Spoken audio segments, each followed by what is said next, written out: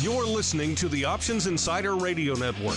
For more quality options programs, visit www.theoptionsinsider.com or search for Options Insider Radio Network in your podcast provider of choice. Listeners can also access all of our programming through our mobile app, available in iTunes and on Google Play.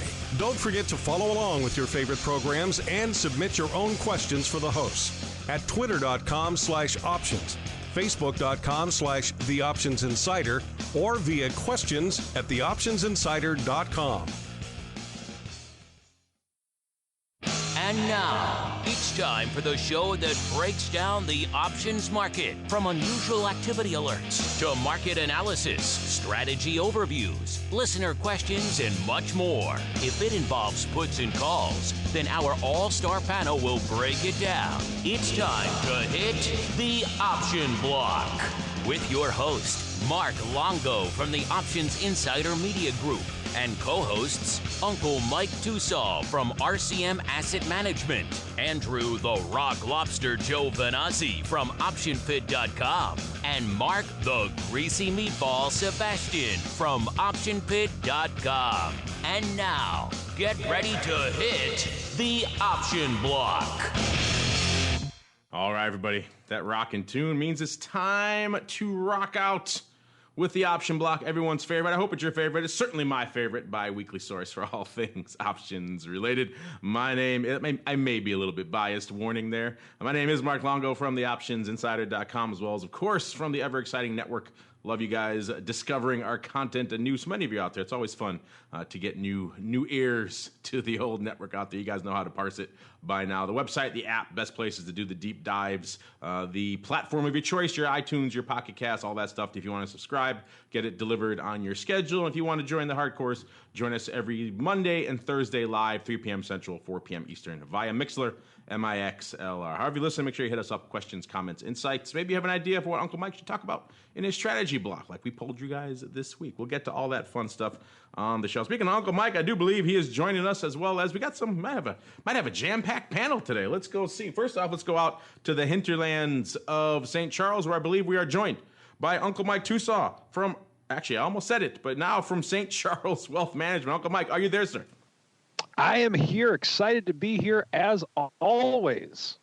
All right, sir. Happy to have you with us. And also, I do believe a very rare twofer for the boys from the pit, the Meatball and the Rock Lobster, both in the same room, both in Chicago, which is crazy. They got Andrew somehow out of the cozy confines of Maine. And here, do we have both of you gentlemen, the Rock Lobster and the Meatball? Are you there, sirs? Except we're now going to be called the Meat Lobster and the Rock Ball. Yes, that's much better. That's much better. And you just lost Andrew for the entirety of the show. You deserve that, having them both on the show, Mark. I probably do. So you know what? I'll let Andrew collect himself over there while we keep on rolling right on into the trading block. It's time to break down the latest topics, trades, and trends in the world of options. It's time for the trading block. All right, everybody, welcome to the trading block. Like the man says, this is the portion of the show where we break down what's going on, what was trading, a bit of a weird one out there. A lot of people were kind of holding their breath today because, you know, we got all this Trump's abroad meeting with leaders. Sometimes he tends to agitate those folks. So you never know what's going to happen with when that kind of stuff unveils. And so far, the market kind of liking, or at the least shrugging off, what's going on out there. Most of the major indices up slightly to finish up the session here. Dow, S&P up about a quarter, a little bit less of 1%, and the Qs up about 0.3%. And even the VIX taking a little bit of an inhale, up fractionally on the day. Not really much to talk about there, but then of course it's not selling off, it's not moving a ton, so that in and of itself is somewhat interesting, hovering right around 12.20, 12 and a quarter or so out there to wrap up the session. A lot of things going on, a lot of things to keep an eye on today. Let's start with the duet there, the doublers of the land of the pit. I know you guys are in town for your big upcoming professional trader summit. What was catching your eyes in today's market activity, sirs? Yeah, you know, for how bad the G7 meeting was over the weekend, how little the market seems to give a rip, I think it surprised some people. And then, that was kind of the big driver, the North Korea summit people were interested in. Oil caught a little bit of a bid, which we like. And bonds start, we got the Fed meeting coming up too. Bonds starting to move a little bit too. So lots on the plate today. North Korea and Trump is the headline, but I think the real driver of what's going to happen over the next few months, or certainly for the week, is really the Fed and the ECB. I think those are far more important, and that's kind of what I was watching today and what I was trading around. And Mr. Rock Lobster, if you have regained your composure, sir, anything else to add to that equation? Anything? What were the hardcores in the pit chat slinging? What were they talking about today? What's my new name now? Lobster meat? You're the meat lobster. Meat lobster. I'm the rock ball. The surprising and lean in a little closer to the mic if you can, sir. Oh, okay, right there. Oh, that's better. There you go. Tesla. I know the Tesla puts are going to come up, but that stock does not go away. And I'm starting to wonder if, because there's so much short interest, if it's not feeling a little McSqueezensteiny. What do you think? It is squeezing. Tesla was interesting. Looked at a little bit of. We spent some time talking so let's say North Korea goes well and opens up. Who wins? So we spent a little time looking at Mickey D's and Yum Brands China, YUMC. Mickey D's conquering everything, even North Korea. And Pepsi, Speaking of, this is your latest Squeezy McSqueezerstein theory. Have you shared your VIX Squeezy McSqueezerstein theory with your rockball cohort there? I don't know. I haven't. Well, you know what I was thinking, rockball. All right. Welcome to Rockball and Meat Lobster in the morning. So my theory was for when XIV and SVXY went kaput. Yeah. I was thinking maybe if somebody figured out there was enough assets under management in the two products that if they pushed the products hard enough, try to create a squeeze, that it would then create a it will be basically a waterfall upward and make those two funds basically squeeze themselves out of it. Well, yeah, and the funds definitely squeezed themselves out of existence. If you watch, I spent a little time digging into what happened. Do you think somebody knew that there was a number that they had to press to get them to? No, I don't know. That seems a little tinfoil. Well, yeah, hey, let's get a quote on Alcoa here, Mark, for Andrew's tinfoil hat. It's I'm surprised he didn't bring it with him from Maine. $49.85, folks. So in full disclosure, I said it's a little tinfoil. I think that really, when you look at what happened, I'm without using any legal words, the way that their closing hedge was handled, it was what caused them to do what they did, and that is the issue. I don't know what you guys are doing handing off the mic to each other, but it's a little jostly. So I want our listeners to be able to hear all the true depths of your conspiratorial tones. So make sure not to shake them out of oblivion. Uncle Mike, I know that's a lot of conspiracy for you. It may be intimidating you, but that said, outside of the, you can put away the tinfoil hats now. What was catching your eye in today's activity, sir? My tinfoil hats are for much larger macro issues and such things, but that's for another episode. We can call it the conspiracy block, perhaps. Today, Mike, that is a great idea. What if we added that in, the conspiracy block? I'd actually like that. Why don't we do that, Mark? What do you think? I'm all over that. We got to find who's going to sponsor such a thing. Is anyone who wants to push conspiracy? Maybe Zero Hedge. Yeah. So is brought to you by Zero Hedge. Bobby Ventura. Has anyone ever seen Mike Tosaw and Tom Brady in the same room? No, I tell you. Yes, they're the same person. There we go. I like it. Tom Brady is my hope. He's I think the one NFL player that is older than me, so that always gives me hope that maybe I'll get that phone call just yet. But not holding my breath. I have a lower delta on that. But nonetheless, in the markets today, we came into the day to where we gapped. We're up a little bit, not a lot on the open. Markets rallied during the day, but then at least in the SPY world, we're kind of tinkering around the 279 mark throughout most of the day. Couldn't quite punch through that. But overall, it's pretty much a flat day, I would say. I do think that it feels like we are holding our breath with what the president's going to be doing over there in Korea. I think that's evidenced by the fact that we've had some movement over the last few days in the other thing with which I pay some pretty close attention to. I pretty much like to watch it, like watching paint dry these last couple of years. But over the course of the last week or so, we have had a rally in silver. So a lot of times that does say that there could be some uncertainty in the air, but that's definitely another thing with which I am watching. So we have that. Overall, in the sectors throughout the day today, we did not get a large amount of movement in one sector or another. So I think that the best way with which to sum it up would be we're kind of waiting to see what happens with our president and meeting with the leader of possibly the most unfriendly nation of our time. Yeah, what could go wrong? What could happen in such an environment? Hey, I know Kim Jong's bringing his own toilet there, so at least we're safe on that front. The toilet end of the summit is all taken care of, at least on their end. Things that aren't taken care of course. So we don't talk crypto too much on this show because there really aren't any listed options yet. There are listed futures and a bunch of other exchanges going on. I was talking to some Chicago, becoming quite the crypto hub these days. I was talking to some firms about that today and what's going on out there in the Chicago crypto front. Maybe, who knows? Maybe this is the renaissance of Chicago trading here. This new and just in love for all things crypto these days. But you know who didn't have love for crypto was pretty much anybody today. They were crushing it all, particularly Bitcoin off, at the end of the day, it was like off 900 handles, well shy of the 7,000 mark, 67.5 or so. I'm looking at the SIBO Bitcoin futures right now. They did a decent paper today, looks like about 8,000, 8,500 contracts out there. Again, this is the smaller contract, so one coin contract. I don't have the CME in front of me, but I'm guessing it's going to be about 1/5 of that volume. We shall see.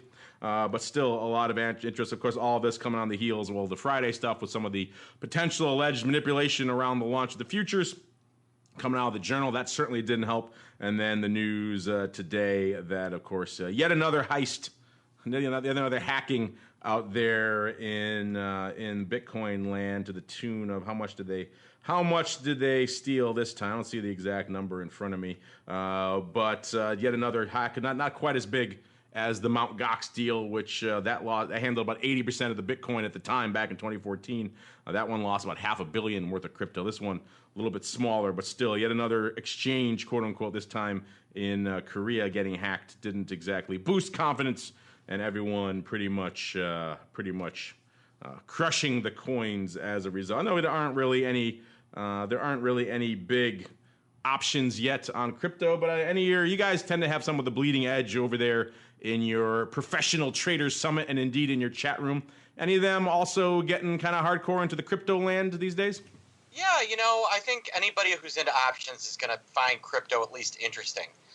And in this case, I think that there's certainly something interesting about cryptos personally. I think that there's a lot more upside in like Ethereum. I mean, you see how crypto kitties blew up, and that is on the Ethereum network. Ethereum is sharding, which for an individual is a terrible thing. For a cryptocurrency is a great thing. Just gonna say that sounds awful. Yeah, sharding is not something you want to do into a toilet or your pants. But it is something you want to do if you're a cryptocurrency. And so there's a lot of good things coming out of Ethereum. I think that's the long-term winner. Bitcoin was the first. That doesn't make it the best. In fact, long-term, I think Bitcoin turns out to be like the Friendster or MySpace of crypto. Interesting. Do we all get a friend? Do we all get Tom or Steve or whoever that initial friend was? Do you all get one Bitcoin friend when you sign up? Yeah, you do. It's going to be a picture. I'm thinking it's like, or TiVo. You could add TiVo to the list. It's a picture of Tosaw sharding. Oh, jeez. All right. There you go. There you go. On that note, let's move on to, we were talking about Trump over there meeting with European G7 leaders. So no surprise, some data coming out of Europe these days from our friends at OCC that, despite what's going on with these G7 summits, Europe and indeed everyone out there in Europe still loving themselves some options. OCC doing a new study showing European demand for U.S. equity options remains strong. It's like they partnered with Andy Nybo, used to be at Tab, now over there. Burton Taylor does a lot of this kind of research for them over there. Just had a chat with him on our network, listeners. You can find it, indeed, looking at the OIC interviews we did over there on the network. If you already subscribed, you already got that one. It's kind of interesting stuff, seeing kind of their broad studies of demand for options. They looked at European investors, their total of about 9% of overall demand volume for U.S. equity option flow, and that has increased by 52% since 2013 in terms of their overall U.S. equity holdings, about $461 billion coming from Europe these days. So that's the underlying there. What do European option traders like to do? Well, pretty much what you guys like to do. They like to write calls and puts for income. They like to spec for capital appreciation, and they like to do a little bit of light vol trading as well. Hedge funds, the largest group of European users, 53% of all of that European order flow. So of that 9%, half of that, 4.5% roughly, come in from European hedge funds, private wealth management, 21%, proprietary firms in Europe, of which there are fewer and fewer all the time, 12%, investment managers, 8%. It'd be interesting to see how they break up those categories there. And let's see, they wanted U.S. exchange listed options, ETF options, and single stock options that's kind of all lumping them all kind of together, the same side, different sides of the same coin there.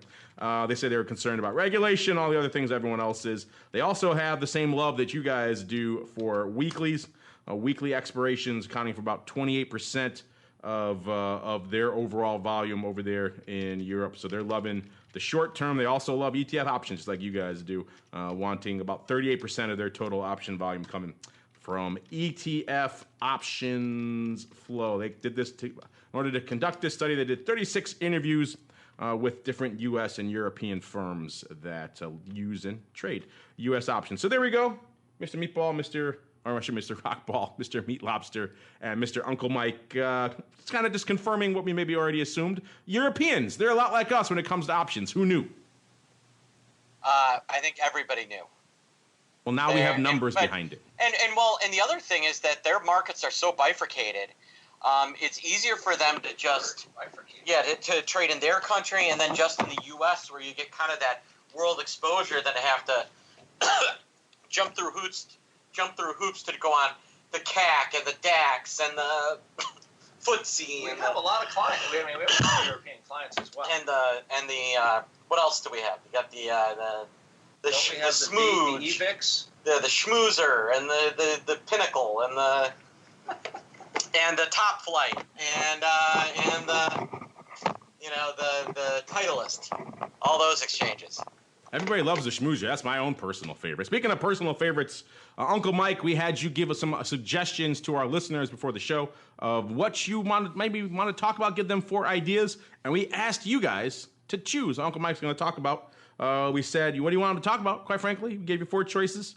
By the way, breaking down Uncle Mike's lengthy choices into things that will fit on Twitter. Sometimes a challenge, but we're up for it here. He gave you 4 choices. You're selling call spreads versus selling calls themselves, or in general, just selling calls outright. So those are 2 separate choices, one to sell calls themselves. An overview of kind of advanced order types like contingencies, one cancels the other, all that kind of good stuff. Or I don't even know what the hell this last one is. I'm not up on St. Charles slang or lingo, so you guys maybe have to interpret this one for me. It's I can't even say it's right. It's pants on the ground versus Bitcoin. Uncle Mike, could you maybe elaborate on what the heck that is? Because it's winning so far, 43% of the vote. Okay. I just need something to fill space, but looks like we're going to be talking about some American Idol history. I don't know if you guys remember the national fad of how everyone was singing Pants on the Ground about 6 years ago, and I was going to compare that to how Bitcoin is going to go the same way. Wow, I honestly did not know. You're far hipper than me out there in the mecca of pop culture that is St. Charles. So there you go, listeners. Ask and I suppose you shall receive. You're going to get a breakdown. If you keep going this way with your voting, you're going to get a breakdown of American Idol versus Bitcoin, which maybe you want. We shall see as we keep on rolling into our next segment. It's time for the Odd Block. It's time to break down the most interesting, unusual, and downright questionable options activity that's been identified by theoptionsinsider.com. It's time for the Odd Block.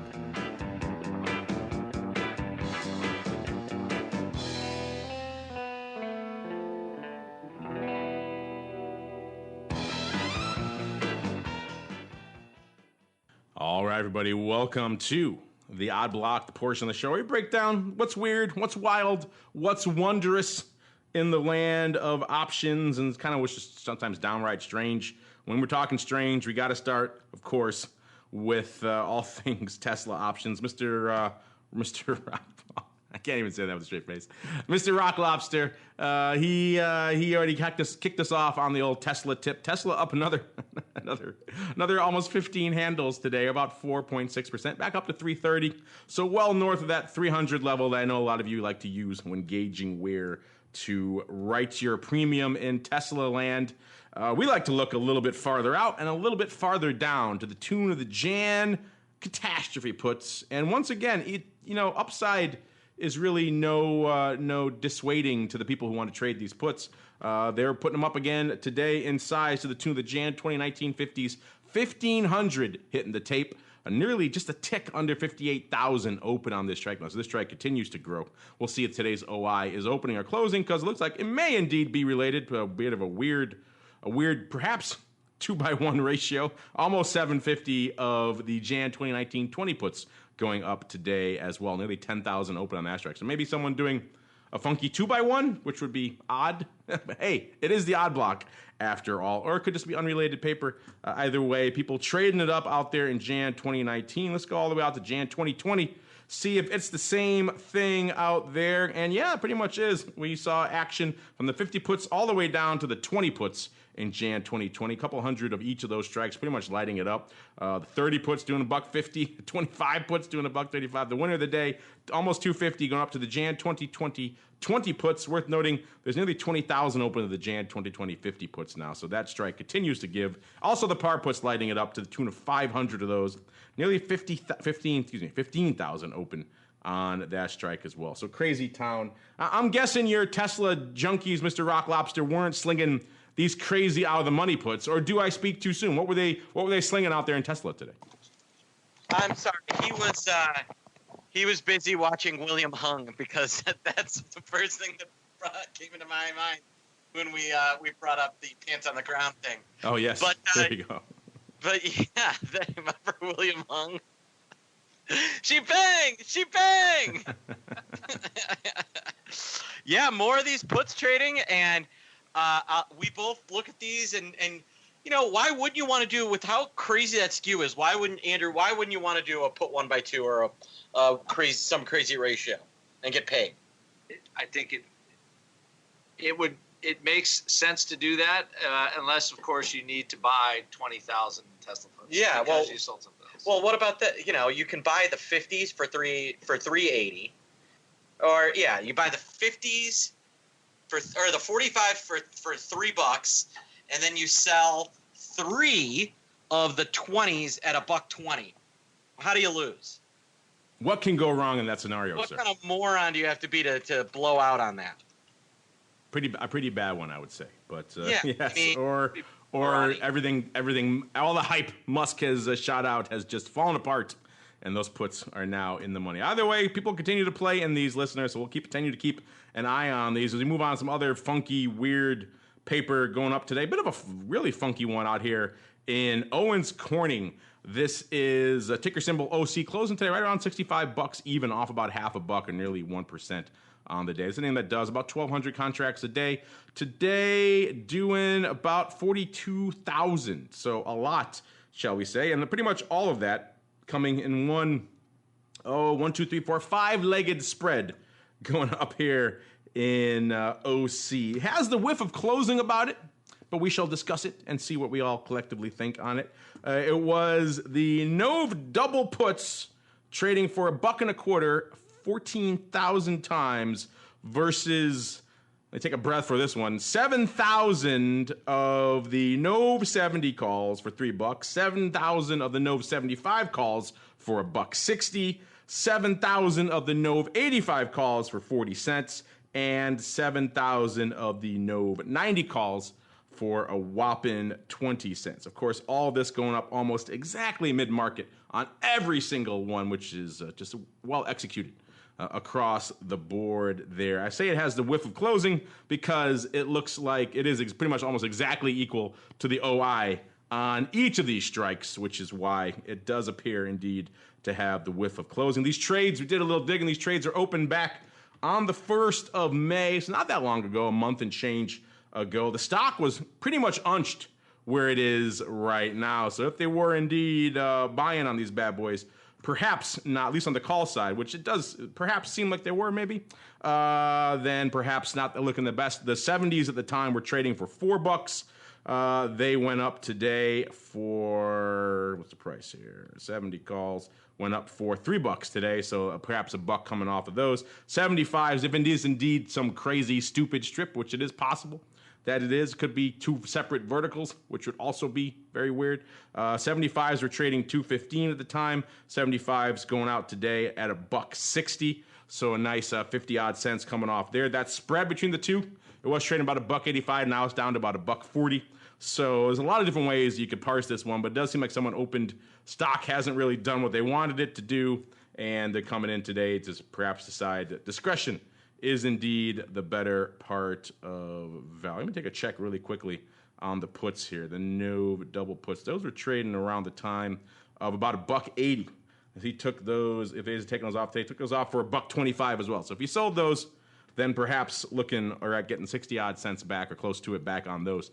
But either way, not perhaps playing out the way he wants. Look at a chart here going back a year or so on Owens Corning. This thing kind of started a year ago, pretty much almost exactly where it is right now, 65 and change. Got as high in the interim as 96 back in late January. So this thing was looking pretty good, cut by about a third since then, and including since our friend put his trade on when the stock was right about not that far from where it is right now, and it's kind of been around this level ever since. So clearly didn't get the love he needed. I don't know, Mr. Rock Lobster, Mr. Meatball. This is a weird one. I don't know why you would do, if you're going to do a stupid why, you'd spread it out over 4 legs. If you're going to do 2 separate verticals, I don't know why you'd do that either. It's not like a ratio where it's a fly or anything along those lines. So it's a bit of a weird one. What does your spidey sense tell you about this one? Yeah, it's some sort of, I think it could have easily been a hedge put together where the guy is long puts and then laddered out on his calls. But then again, if he's long both, then it could be a laddered, is it going to move type of trade. In this case, boy, he didn't go very well for him, but not a great trade. I'll just, there's probably some stock somewhere where this looks better. Yeah, there's got to be a stock leg somewhere, which maybe stock's kind of unched, so I don't know if the stock really delivered for him either. Kind of a bit of a whiff on this one. It seems like. Again, we'll haven't dug into all the legs to see exactly how much he could have made or lost on this one, but ain't looking too good here, listeners, on this one. Sometimes when you need something to move, like look like this one was set up for something to move, and when it doesn't, then again, if you're hedging, maybe you don't want it to move, so maybe that worked out in his favor, but ain't looking too good, at least on the options side of this. And we'll move on to BGC Partners. I haven't talked about them. I think our old buddy Jared used to work there. I think he's at Merrill now. But yeah, they of course active in the financial services arena. Ticker symbol BGCP, closing today right about $12, a little bit shy of that, up about 3.5% on the day. It's not a bad day for BGCP. Easy for me to say that 5 times fast. They do about 600 contracts a day, so not exactly screaming up the charts. Today, doing about almost 21,000, 72-1 calls over puts, because that's where all the action was today, listeners, including a block opening up this morning, 10,000 of the AUG 12 halves. Someone coming in just gobbling up the offer 10,000 times for 35 cents. As the day went on, almost 2x of that volume coming in, another 7,000 and change, total about 17,000 and change going up on these calls that ended up going out about 45 cents at 50. So go figure, you gobble up the calls and the stock rallies a bit. The call's going to look pretty good. So yeah, a total of 17,000 coming in, gobbling up these things. Only 1,000 open, so clearly open in paper. Looks like it is what it appears to be. Straight up call goblin here on the old BGCP. Let's look at the chart, see how it's been over the past year. It's at about 12 and change about a year ago. Dipped down to about where it is right now, right around 1190.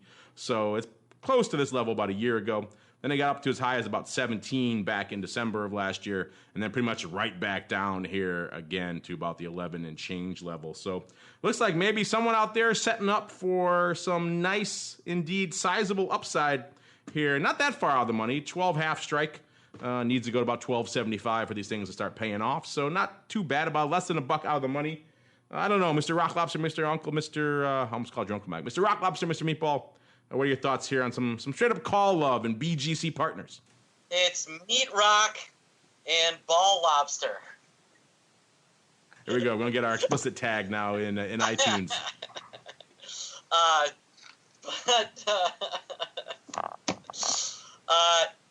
This is BGC. I did not know that this thing even had listed, and I'm going to guess that might rank as the biggest trade ever in this name. That's a crazy trade of size in a small name. So I'm wondering whether the buyout fairies are going to come to visit BGC Partners. Yeah, I was kind of thinking the same thing. That's a name that could have a whiff of some informed paper about it, and they would be savvy enough to buy their own options. It might be a little obvious that they're buying their own options, but yeah, it does have a little bit of that whiff of the informed paper crowd. I'm not saying you want to run out and do this one, listeners, but keep an eye on this one. Maybe some big things afoot in the realm of BGCP. As we move on, keeping it with the B names for our final name in the old odd block today.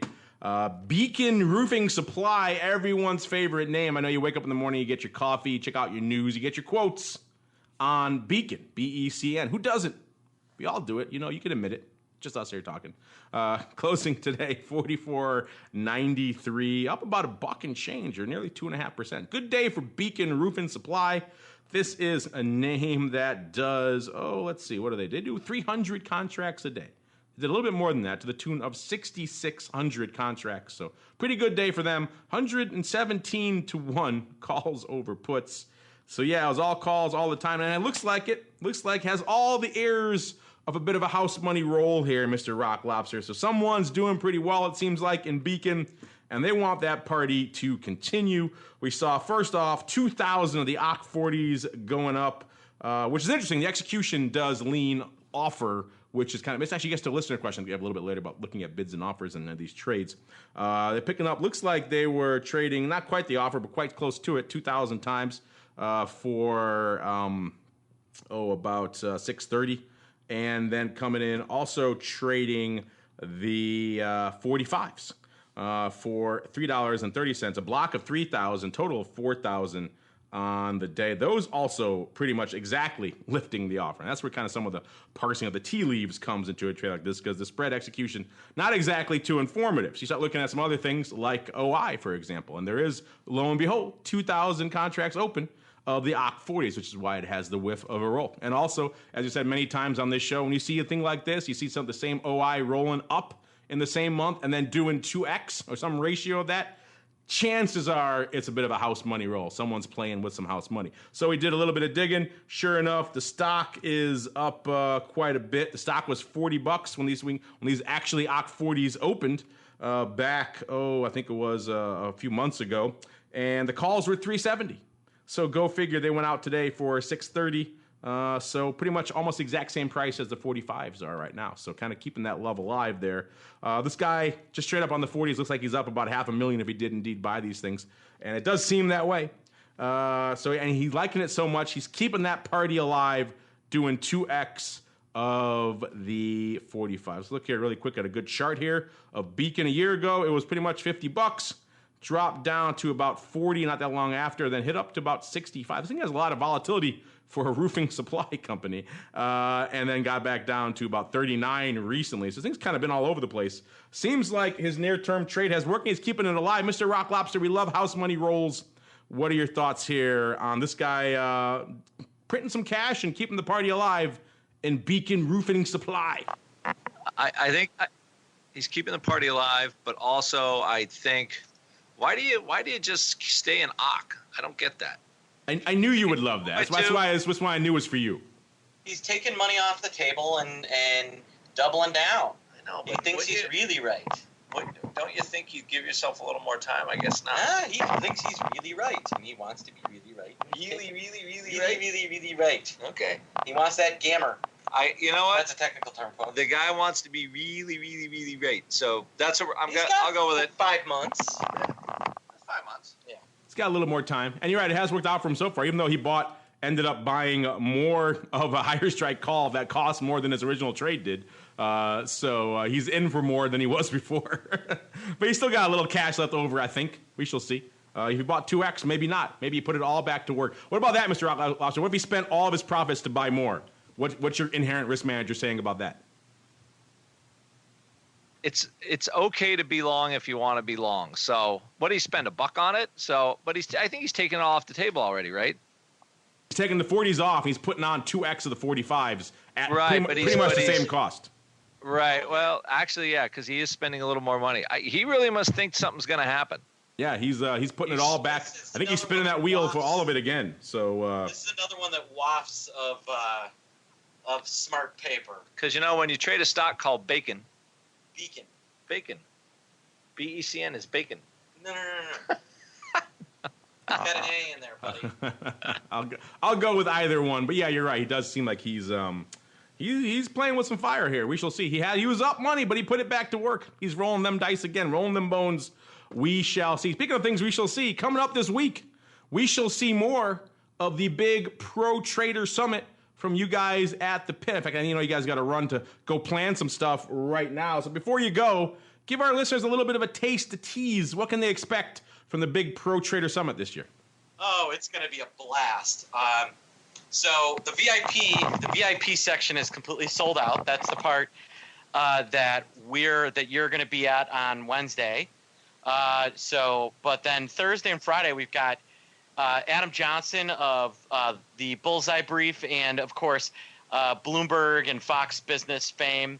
He's going to be doing some keynote. Bill Baruch, myself, Andrew, Keith Harwood. We've got Stephen Place of Twitter fame. We've got Steve Bigelow of Candles. And you name it. We're going to have a little technology talk. We're going to do some crypto. Rob Booker, who's a programmer.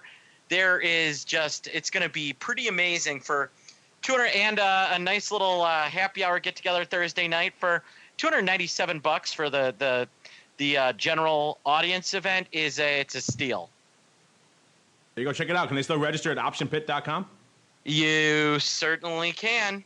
There you go. So if you're listening live or to the podcast tomorrow, you still have time to get in there, register. I'll be there on Wednesday. Like you mentioned, the VIP already sold out. Unfortunately, you can't meet me. Understandable. The ones I show up to, they're going to sell out. I understand that. But, I couldn't be there the rest of the week. I'm sorry. I have other commitments. But maybe we'll do some fun, good stuff.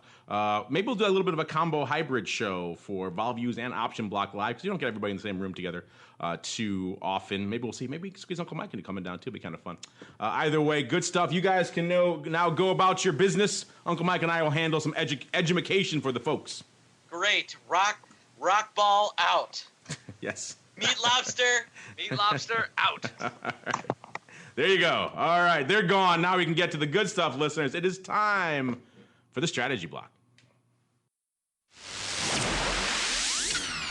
It's time to dispense options, wit, wisdom, and education. It's time for the strategy block. All right, listeners, let's see what the heck you pile of crazies voted for. Well, I knew it. You give them a crazy option, Uncle Mike, they're going to choose it. And it's got Bitcoin in it, so that makes it doubly attractive for them. We gave you the 4 choices: selling call spreads versus calls, or when to sell calls, or advanced order overview, or for pants on the ground versus Bitcoin. And lo and behold, Uncle Mike, with a 40-odd% of the vote, pants on the ground versus Bitcoin has won. Who'd have figured? Not me, that's for sure. So I guess have at it. I don't know. Go forth and prosper. I wish you luck. Enjoy yourself. You have made your own bed, sir. Now you must lie in it, unfortunately. All right. Well, let's start off with a little bit of history of pants on the ground and what that's all about. For what I'd like, the homework that I will give to everyone if they want to see some of the history of pants on the ground, just simply Google search American Idol pants on the ground. And so, oftentimes on the old show American Idol, they have the auditions to where they'll just let anybody audition and sing a cappella, and that's how people get onto the show. And one year, this older gentleman comes in and comes up with a song called "Pants on the Ground," and it's just basically highlighting how stupid you look when you don't pull your pants up all the way, like a lot of the youth of America was doing at the time, and still kind of does to an extent. That was his song, "Pants on the Ground." You're looking like a fool with your pants on the ground, and became a national sensation. So much so that even another little bit of history was that Brett Favre, the great Brett Favre, even was hooping and hollering about pants on the ground after the Minnesota Vikings had a key victory in the playoffs. He was so excited, he started singing "Pants on the Ground." That's how big of a national phenomenon it was. Now, with that being said, no one's heard of it anymore, including Mark Longo, the man who is just up and coming. He just knows all of pop culture. Even Mark Longo doesn't even remember such a thing from many years ago. I'm the barometer of all memes in pop culture. If they don't resonate with me, they just do not exist. But it was a national phenomenon all those years ago. And so it's my opinion that Bitcoin we are currently experiencing pants on the ground within this crypto world of Bitcoin, so to speak. Now, is crypto here to stay? I don't think it is, because here's why I don't think it is. Bitcoin is something to where this is my theory, although I cannot prove it, as to the origins of Bitcoin.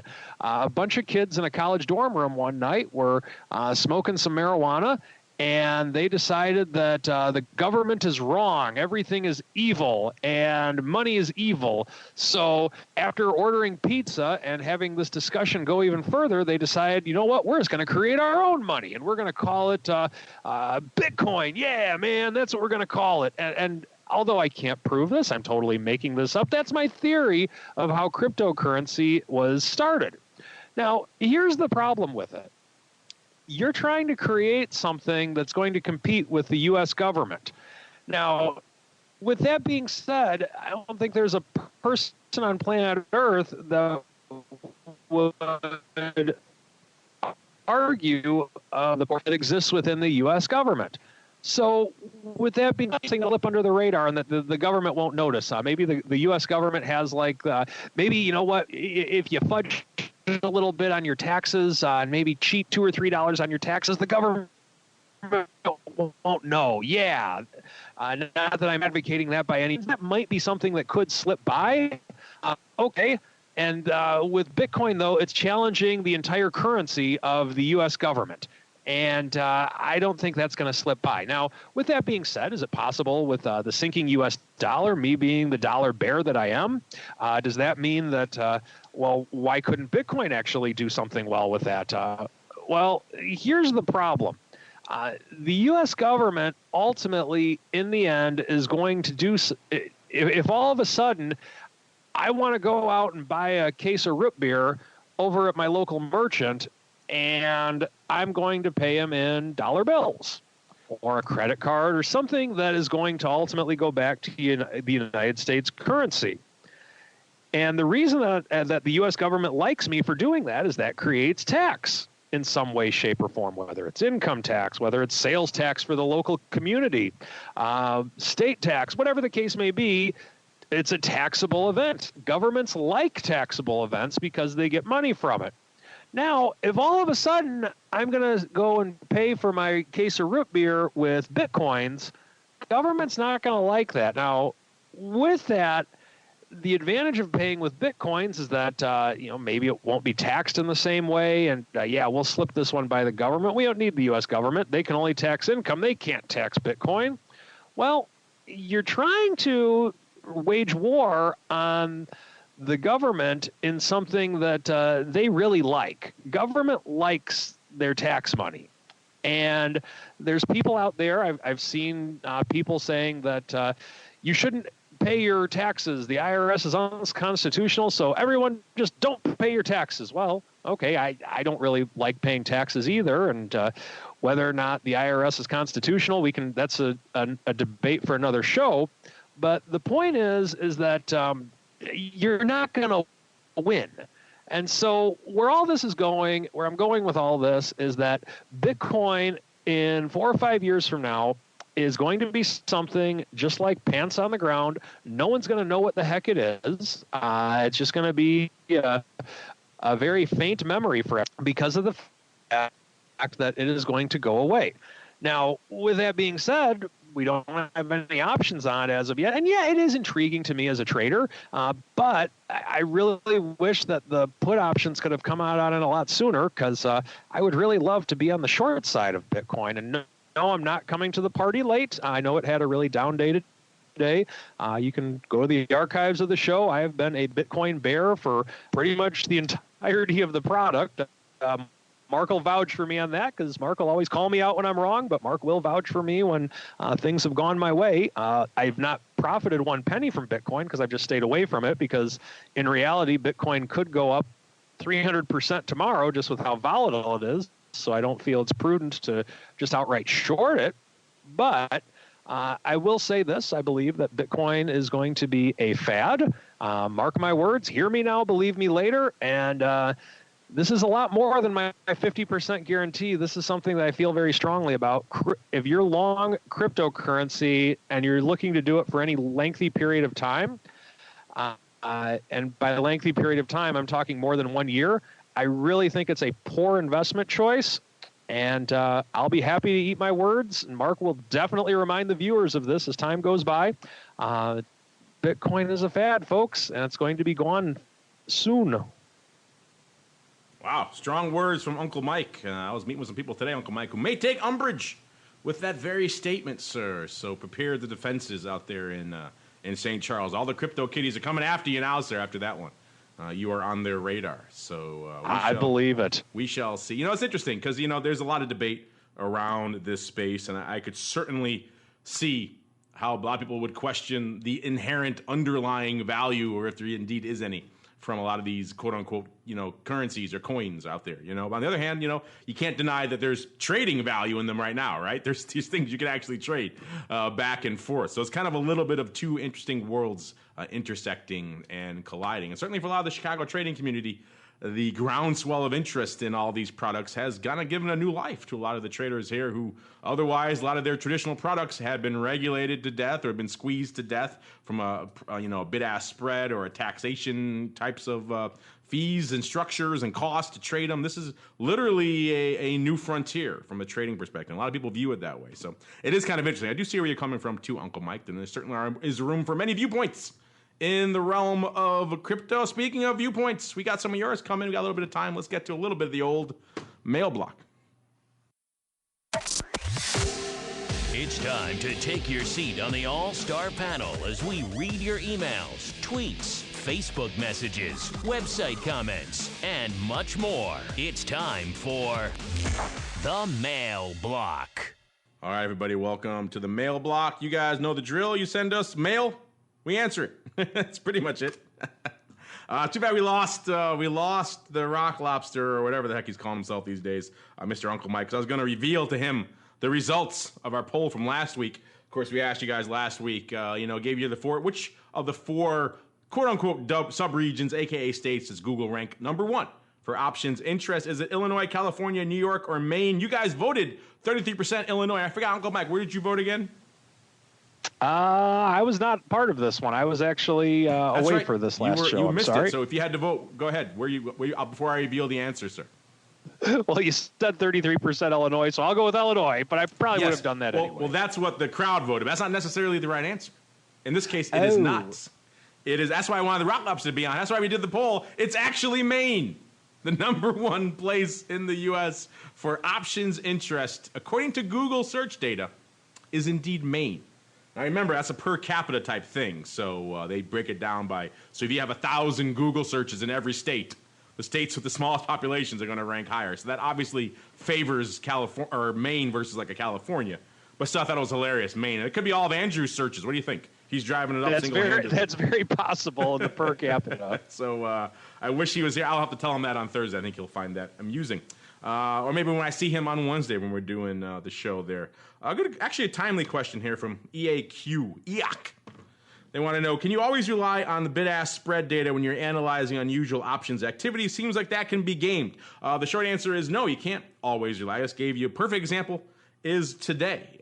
These executions are all over the place. And sometimes they could be done by an excellent pro who splits the market perfectly, like we talked about with that 5-way before, in which case you have no idea from the spread exactly what happened.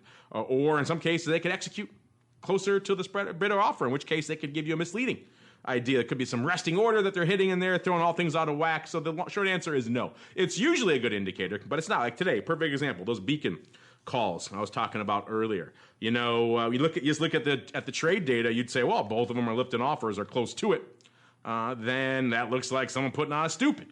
But the old Spidey sense, I've been doing this for a while. I look at the paper, I'm looking at the chart, I'm looking at the OI, I'm looking at the volume. This has all the hallmarks of what we would call a house money roll. And in the money, house money roll, someone picked up some calls, they worked out pretty well, and now the stock has moved in his favor, which it clearly has in the case of BECN, and now he's happy with that money, and he's rolling up and doing twice as many on a higher strike because he wants the party to continue. Worked once, why not do it again, right? That's the logic behind that type of trade. You could take issue with that if you like, but that's what's underpinning it. And you could usually intuit that it's probably not the other way, because usually when it's the other way, when they're beaten down a bit, they don't come out swinging with 2x. They may do the same trade again, but they're not going to do it on a ratio when they got burned. That certainly could happen, but it's not usually the case. So this has all the hallmarks of a house money roll, and that's how we kind of interpreted it on the show today. We'll have to look at the OI tomorrow. We could be completely wrong. There could be someone opening. They could have come in and bought that stupid. They could have bought the 40s. They could have bought the 45s and done it 2x on the 45s, and they loved them both. They could have done something else entirely. That's all certainly possible. But if you just go by the bid-ask spread, then no, you're going to be missing a lot of the data. You have to look at the OI, you have to look at what happened in the past on this strike in terms of when they opened and closed, the ratio, what they're doing, the volatility on these strikes, a lot of things that goes into this analysis more than just the bid-offer spread. And once you've been doing it for a while, you can look at things like that, and you can usually reasonably intuit what you think went up before you even start parsing it. This one, once I saw the 2x and I looked at the stock, I said, okay, this and the OI, this is pretty clearly, at least to me, a house money roll. Let's see. Oh, here's a comment from you might like Uncle Mike, given your comment just now. This came from Ned Brown. He said, you had a guest on a few weeks ago, and he mentioned what he thought Bitcoin volatility would be on the options. You would think that it would be an instant winning product. I've always thought the tricky part is finding the market makers to provide the liquidity. I believe this was on our TWIFO show. We had the CME guys who were doing the Bitcoin products over there for them. We talked about the volatility of Bitcoin on that show in the past, so maybe that's probably what you're referring to. I don't know, the challenge of market makers, yeah, that could certainly be it. I mean, talking to some of these people I was talking to today in the city, there's no shortage of firms who want to start trading these things, so maybe not the case. There's a groundswell of interest. I don't know, Uncle Mike, you think the tricky part for Bitcoin is finding good liquidity, aka market makers? You think it's the volatility of the product? Or as you thought before, maybe it's just your inherent distrust in the entire underlying? I have inherent distrust in the entire underlying, but I think that the trickiness of the product, I would say this. If, let's say that I have... If someone were looking to, say, be long Bitcoin for a 1 week period because they feel that the chart tells them this, that, or the other, or they think it's overbought or oversold short term, God bless them. I think that's fine. You're doing a short term trade, and that's a totally different thing from a long term investment. I would say, so with that being said, I would say that the what's going to be the most tricky is just the volatility that exists on this, because when options come out on this, volatility's got to be somewhere. My estimate's going to be around maybe like 6 billion. I mean, it's got to be up there just with all the movement that this product has had. It is actually not as high as you think. We talked about it on our poll the other week. It's shy of 100 for. I mean, it spikes north of that, and maybe it's spiking north of that today. I haven't looked at the numbers, but it was around it could be around like a 65 average, 70, so not quite as high. Actually, VIX is more volatile. That was the crux of our poll from a couple of weeks ago. So VIX is around a 90 in terms of 30-day implied. So it has this perception, and it certainly does move. And yet, overall, any sort of the actual volatility is probably a little more muted. You think 6 billion, a little bit shy of that, sir, just a little bit. All right, let's keep on rolling to our final segment. It is time for Around the Block.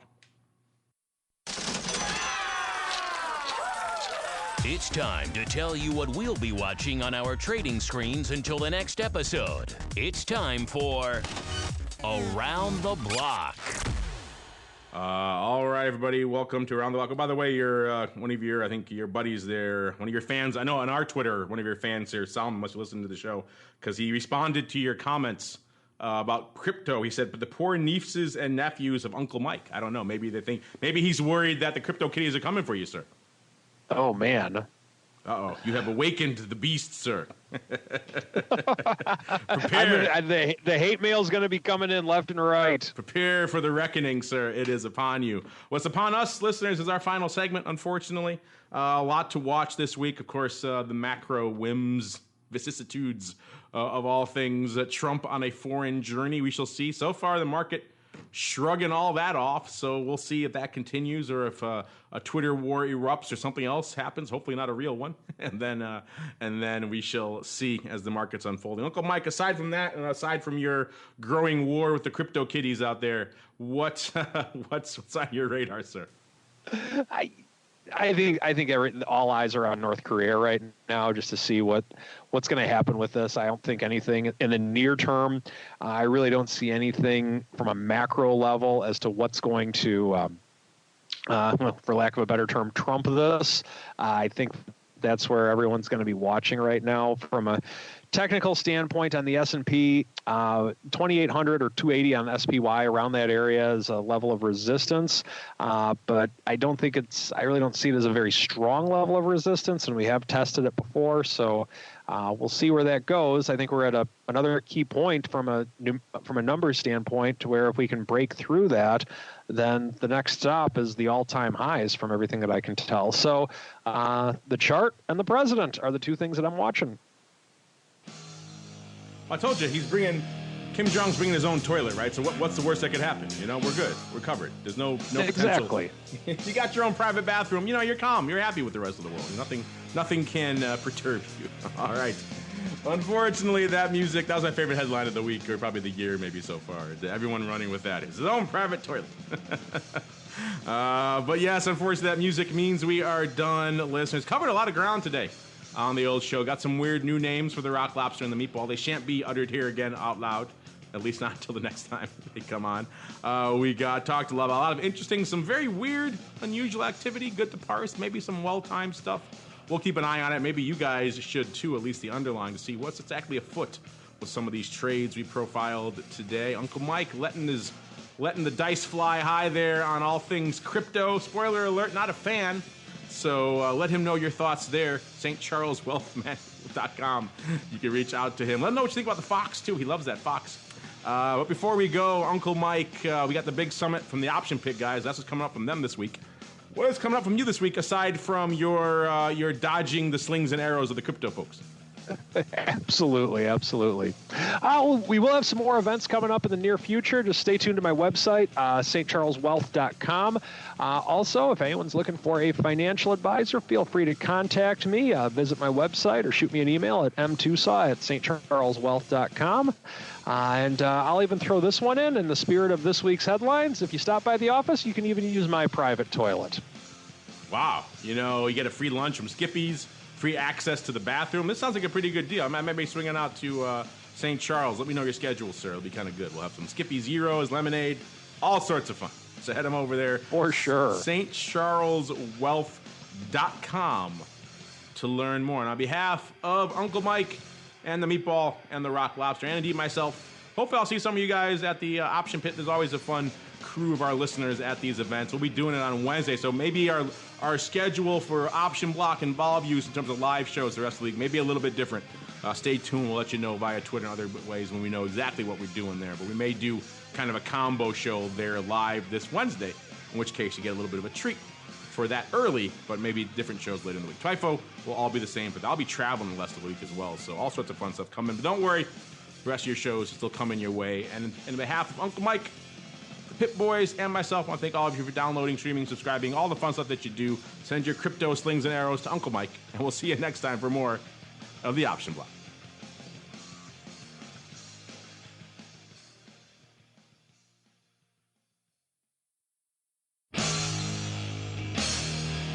The preceding program was a production of the Options Insider Radio Network. For more quality options programs, visit www.theoptionsinsider.com or search for Options Insider Radio Network in your podcast provider of choice. Listeners can also access all of our programming through our mobile app, available in iTunes and on Google Play.